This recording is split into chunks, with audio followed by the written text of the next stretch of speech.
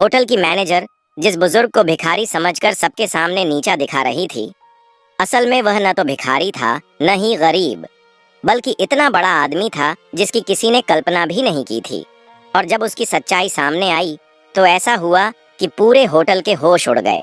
सुबह के ठीक 11 बजे शहर के सबसे बड़े होटल 5 सितारा में एक बुजुर्ग साधारण कपड़े पहने हुए होटल की ओर बढ़ रहे थे। नाम था गंगा प्रसाद।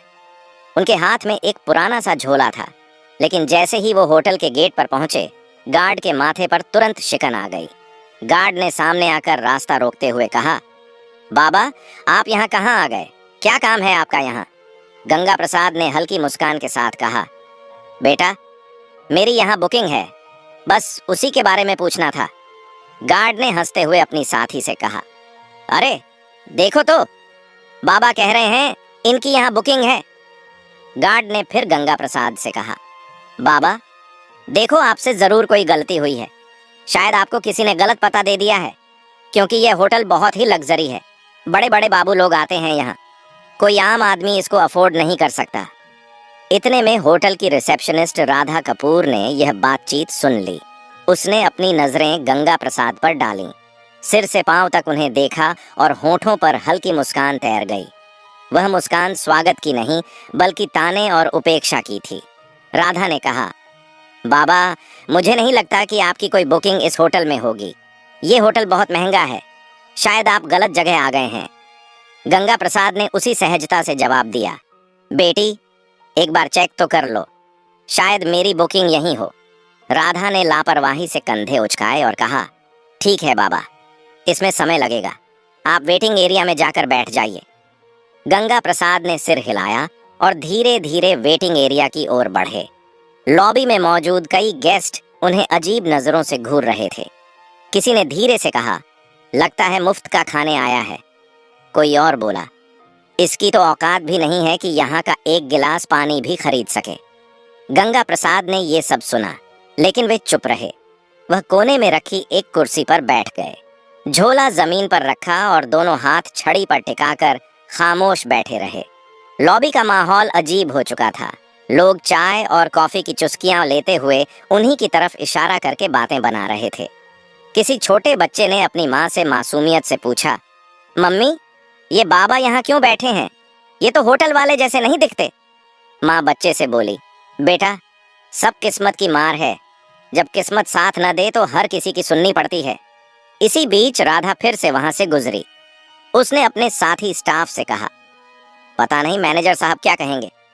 ऐसे लोगों को यहाँ बैठाना भी रिस्क है, होटल की इमेज खराब हो रही है। साथी ने हंसते हुए कहा, कोई बात नहीं, कुछ देर बाद ये खुद ही उठकर चला जाएगा। गंगा प्रसाद ये सब सुन रहे थे, पर वो एक शब्द न कह सके। वह सिर्फ इंतजार कर रहे थे कि कोई उनकी बात सुने। 1 घंटे तक वह यूं ही बैठे रहे, कभी घड़ी देखते, कभी रिसेप्शन की तरफ नजर डालते। उन्हें उम्मीद थी कि कोई आएगा और कहेगा, हाँ बाबा, आपकी बुकिंग है, लेकिन ऐसा नहीं हुआ। गंगा प्रसाद ने धीरे से कुर्सी का सहारा लिया और खड़े हो गए। उन्होंने रिसेप्शन की तरफ देखा और कहा, बेटी, अगर तुम व्यस्त हो तो अपने मैनेजर को बुला दो, मुझे उनसे भी कुछ जरूरी बात करनी है। राधा ने मन ही मन सोचा, अब इसे मैनेजर से भी मिलना है। फिर अनमने ढंग से फोन उठाया और होटल मैनेजर विक्रम खन्ना को कॉल लगाया।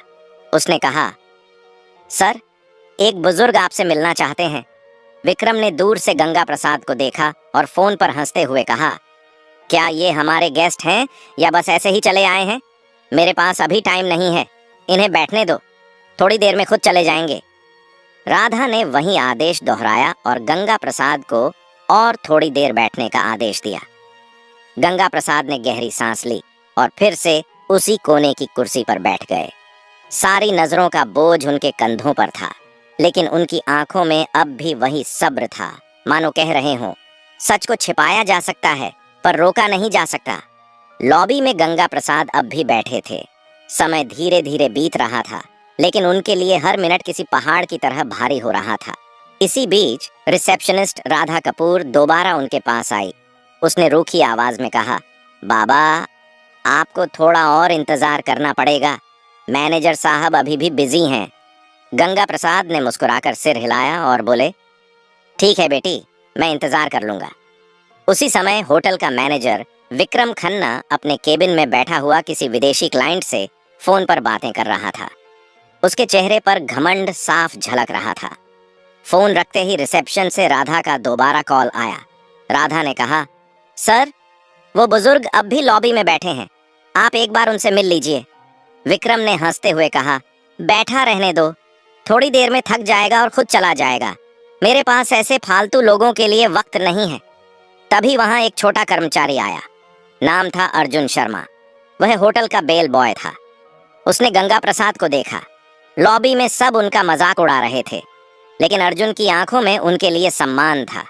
वह धीरे से पास आकर बोला, बाबा, आप कब से बैठे हैं? क्या किसी ने आपकी मदद नहीं की? गंगा प्रसाद ने मुस्कुराकर उसकी ओर देखा और कहा, बेटा, मैं मैनेजर से मिलना चाहता हूं, पर लगता है वो व्यस्त हैं। अर्जुन का चेहरा कस गया। वह बोला, बाबा, आप चिंता मत करो, मैं अभी उनसे बात करता हूं। गंगा प्रसाद ने सिर हिलाया। तुम्हारा बहुत धन्यवाद, भगवान तुम्हें सुखी रखे। अर्जुन तेज कदमों से मैनेजर के केबिन की ओर गया। दरवाजे पर पहुंचते ही उसने नॉक किया और अंदर चला गया। विक्रम खन्ना ने इशारे से पूछा, क्या बात है? अर्जुन ने आदर से कहा, सर, लॉबी में एक बुजुर्ग बैठे हैं, वो आपसे मिलना चाहते हैं। विक्रम ने भौहें चढ़ाईं और ठंडी आवाज में बोला, अर्जुन, तुम्हें कितनी बार कहा है कि फालतू लोगों से दूर रहो। वो कोई गेस्ट नहीं है, शायद भूला भटका कोई आया है। अर्जुन ने धीरे से कहा, लेकिन सर, उन्होंने कहा है कि उन्हें आपसे जरूरी बात करनी है। विक्रम हंस पड़ा। अरे, जरूरी बात? तुम्हें अंदाजा भी है यहाँ कितने करोड़ का कारोबार होता है, और तुम मुझे ऐसे बाबा से मिलवाना चाहते हो? अर्जुन चुप रहा, लेकिन अंदर से दुखी था। उसने सोचा, इंसान को उसकी शक्ल देखकर कैसे ठुकराया जा सकता है? क्या बड़े पद पर बैठने से किसी को इंसानियत भूल जानी चाहिए? विक्रम ने सख्त आवाज में कहा, अर्जुन, तुम अपना काम करो, ये मामला तुम्हारे बस का नहीं है। अर्जुन ने सिर झुकाया और बाहर चला आया। लॉबी में लौटते ही उसने गंगा प्रसाद की ओर देखा। उनकी आंखों में धैर्य अब भी था। अर्जुन उनके पास बैठ गया और बोला, बाबा, मैंने कोशिश की, लेकिन मैनेजर साहब अभी नहीं मिलना चाहते। गंगा प्रसाद ने मुस्कुराकर उसके कंधे पर हाथ रखा और बोले, कोई बात नहीं बेटा, तुमने कोशिश की, यही मेरे लिए काफी है। अर्जुन की आंखें भर आईं। उसे महसूस हुआ कि यह बुजुर्ग कोई आम इंसान नहीं है। उनकी सादगी में एक अजीब सी ताकत छिपी थी। लॉबी का माहौल अब और भी भारी हो चुका था। लोगों के ताने और ठहाके, गंगा प्रसाद की खामोशी और अर्जुन की बेचैनी सब मिलकर एक अजीब तस्वीर बना रहे थे। करीब 1 घंटा बीत चुका था। गंगा प्रसाद अब भी उसी कुर्सी पर बैठे थे। उन्होंने धीरे से आंखें बंद कीं और सोचा, धैर्य रखना ही असली ताकत है। लेकिन अब समय आ गया है कि सच्चाई सामने आए। होटल की घड़ी ने 12:30 बजाए। गंगा प्रसाद अब और चुपचाप बैठ नहीं पाए। उन्होंने धीरे से अपनी छड़ी उठाई, झोला कंधे पर टांगा और रिसेप्शन की तरफ बढ़ गए। लॉबी में बैठे कई लोगों ने फिर से ताने कसे, देखो देखो, बाबा अब मैनेजर से लड़ने जा रहे हैं। रिसेप्शन पर खड़ी राधा कपूर ने उन्हें आते देखा। उसने झुंझला कर कहा, बाबा, आपको कहा था ना इंतजार कीजिए, मैनेजर अभी बिजी हैं। गंगा प्रसाद ने उसकी ओर देखा और नरम आवाज में बोले, बेटी, बहुत इंतजार कर लिया, अब मैं खुद ही उनसे बात कर लूंगा। इतना कहकर गंगा प्रसाद सीधा मैनेजर विक्रम खन्ना के केबिन की ओर बढ़े। लॉबी में खामोशी छा गई। सबकी नजरें उसी तरफ टिक गईं। हर कोई देखना चाहता था कि आगे क्या होने वाला है। जैसे ही गंगा प्रसाद ने केबिन का दरवाजा खोला, विक्रम अपनी घूमने वाली कुर्सी पर अकड़ के साथ बैठा था। उसने भौहें चढ़ाते हुए कहा, हाँ बाबा, बताइए, इतना शोर क्यों मचा रखा है? क्या काम है आपको? गंगा प्रसाद ने धीरे से झोला खोला और उसके अंदर से एक लिफाफा निकाला। उसे आगे बढ़ाते हुए बोले, ये मेरी बुकिंग और होटल से जुड़ी कुछ डिटेल हैं, कृपया एक बार देख लीजिए। विक्रम ने हंसते हुए लिफाफा हाथ में लिया, लेकिन खोले बिना ही टेबल पर पटक दिया। उसकी हंसी में अहंकार साफ झलक रहा था। उसने कहा, बाबा, जब किसी इंसान की जेब में पैसे नहीं होते हैं तो उसे बुकिंग जैसी बड़ी बड़ी बातें करना बिल्कुल बेकार है। मुझे आपके जैसे लोगों की शक्ल देखकर ही पता चल जाता है कि आपके पास कुछ नहीं है। ये होटल आपके बस का नहीं है। बेहतर होगा आप यहाँ से चले जाएं। गंगा प्रसाद ने उसकी आंखों में देखा। उनकी आवाज अब गहरी और गंभीर हो चुकी थी। उन्होंने कहा, बेटा, बिना देखे कैसे तय कर लिया? एक बार इन कागजों को देख तो लो। सच्चाई अक्सर वैसी नहीं होती जैसी दिखती है। विक्रम कुर्सी पर पीछे झुक गया और जोर से हंसते हुए बोला, बाबा, मुझे किसी कागज को देखने की जरूरत नहीं है। मैं सालों से इस होटल को संभाल रहा हूँ। लोगों की शक्ल देखकर ही पहचान लेता हूँ कि किसकी क्या औकात है। आपकी शक्ल कहती है आपके पास कुछ भी नहीं है। ये सुनकर लॉबी में बैठे कुछ गेस्ट भी हंसने लगे।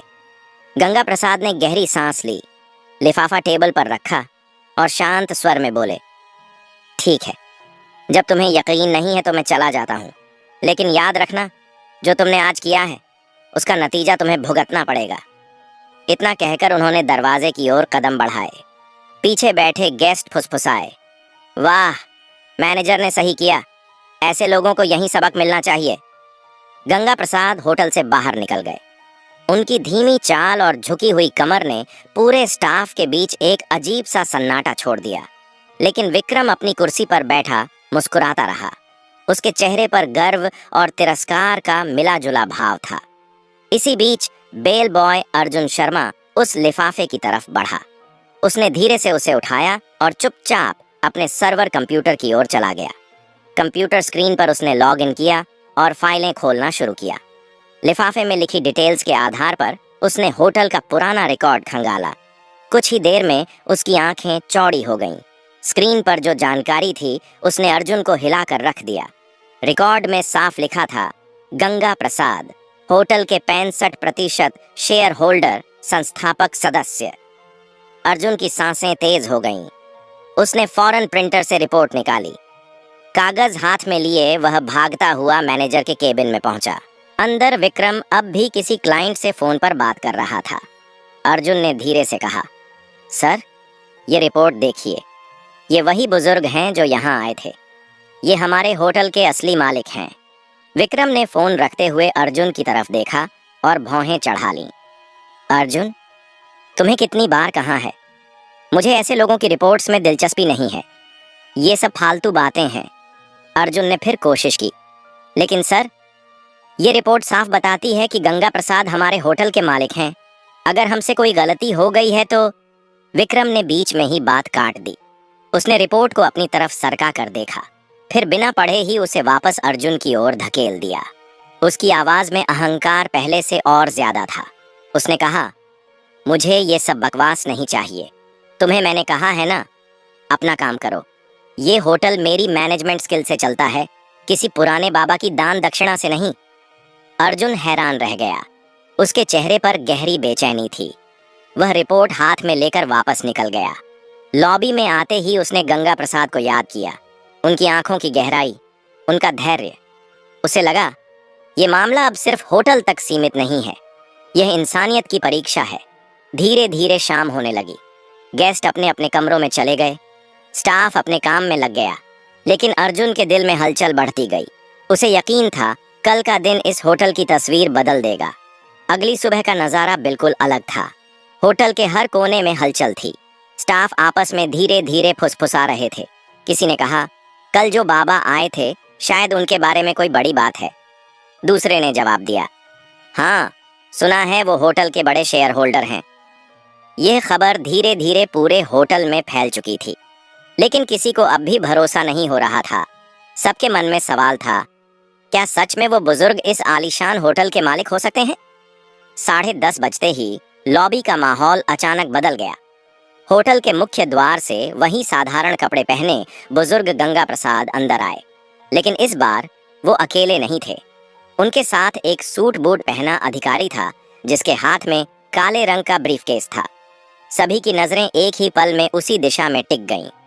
गार्ड, रिसेप्शनिस्ट, वेटर सब सन्नाटे में खड़े रह गए। कल जिन्हें सबने अनदेखा किया था, आज वही शख्स होटल में किसी सम्राट की तरह प्रवेश कर रहे थे। गंगा प्रसाद ने सीधे हाथ से इशारा किया, मैनेजर को बुलाओ। आवाज में अब कोई नरमी नहीं थी, बल्कि एक आदेश की कठोरता थी। थोड़ी ही देर में विक्रम खन्ना बाहर आया। उसके चेहरे पर हल्की घबराहट थी, लेकिन अहंकार अब भी बाकी था। वह आधा मुस्कुराकर बोला, जी बोलिए बाबा, आज फिर आ गए? गंगा प्रसाद ने उसकी आंखों में देखा और ठंडी आवाज में कहा, विक्रम खन्ना, मैंने कल ही कहा था, तुम्हें अपने कर्मों का नतीजा भुगतना पड़ेगा। आज वो दिन आ गया है। विक्रम सकपका गया। उसने हंसी में बात टालने की कोशिश की। गंगा प्रसाद के साथ आए अधिकारी ने ब्रीफकेस खोला, उसमें से मोटी फाइल निकाली और सबके सामने टेबल पर रख दी। उसने जोर से कहा, ये डॉक्यूमेंट्स साफ बताते हैं, इस होटल के 65% शेयर गंगा प्रसाद के नाम पर हैं। असल मालिक वही हैं। पूरा स्टाफ स्तब्ध रह गया।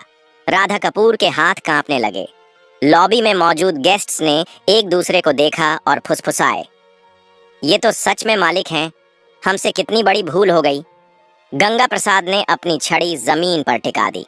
उनकी आवाज अब तेज और दृढ़ थी। विक्रम खन्ना, आज से तुम इस होटल के मैनेजर नहीं रहोगे। तुम्हारी जगह अब अर्जुन शर्मा इस पद को संभालेगा। विक्रम गुस्से से कांपते हुए बोला, आप होते कौन हैं मुझे हटाने वाले? ये होटल मैं सालों से चला रहा हूँ। गंगा प्रसाद गरजते हुए बोले, ये होटल मैंने बनाया है, इसकी नींव मेरी मेहनत से रखी गई थी।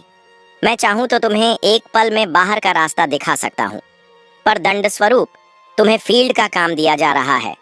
अब वही काम करो जो तुमने दूसरों से करवाया है। गंगा प्रसाद ने अर्जुन को पास बुलाया। उन्होंने उसके कंधे पर हाथ रखते हुए कहा, तुम्हारे पास धन नहीं था, लेकिन दिल में इंसानियत थी। यही असली काबिलियत है, इसलिए तुम इस पद के हकदार हो। अर्जुन की आंखों से आंसू बह निकले। वह भावुक होकर बोला, साहब, मैंने तो बस इंसानियत निभाई थी। गंगा प्रसाद मुस्कुराए, यही सबसे बड़ी योग्यता है बेटा। फिर उन्होंने रिसेप्शनिस्ट राधा कपूर की ओर देखा। उनकी नजर इतनी कठोर थी कि राधा कांप गई। गंगा प्रसाद बोले, राधा, तुम्हारी ये गलती पहली है, इसलिए तुम्हें माफ कर रहा हूं, लेकिन याद रखना, इस होटल में कभी किसी को उसके कपड़ों से मत आंकना। हर इंसान की इज्जत बराबर है। राधा ने हाथ जोड़ लिए और रोते हुए कहा, मुझे माफ कर दीजिए, आगे से ऐसा कभी नहीं होगा। गंगा प्रसाद ने चारों तरफ देखा और ऊंची आवाज में कहा, सुन लो सब लोग, ये होटल सिर्फ अमीरों का नहीं है। यहाँ इंसानियत ही असली पहचान होगी। जो भी अमीर गरीब का फर्क करेगा, वो इस जगह पर रहने लायक नहीं होगा। लॉबी में मौजूद गेस्ट्स ने जोरदार तालियां बजाईं। हर कोई गंगा प्रसाद को सम्मान की नजरों से देख रहा था। जो कल तक उन्हें तुच्छ समझ रहे थे, आज वही उनके आगे झुक गए। गंगा प्रसाद ने अंत में कहा, असली अमीरी पैसे में नहीं, सोच में होती है। अगर सोच बड़ी हो तो इंसान खुद ही बड़ा बन जाता है। इतना कहकर वह अधिकारी के साथ होटल से बाहर निकल गए। पीछे खड़े स्टाफ और गेस्ट्स देर तक उनकी ओर देखते रहे और मन ही मन सोचते रहे, मालिक ऐसा होना चाहिए जो दूसरों को उनकी इंसानियत से पहचाने, ना कि उनके कपड़ों से। उस दिन के बाद होटल का माहौल पूरी तरह बदल गया। स्टाफ अब हर गेस्ट के साथ सम्मान से पेश आता। लोग कहते, गंगा प्रसाद ने सिर्फ होटल नहीं बनाया, बल्कि इंसानियत की नींव भी रखी है।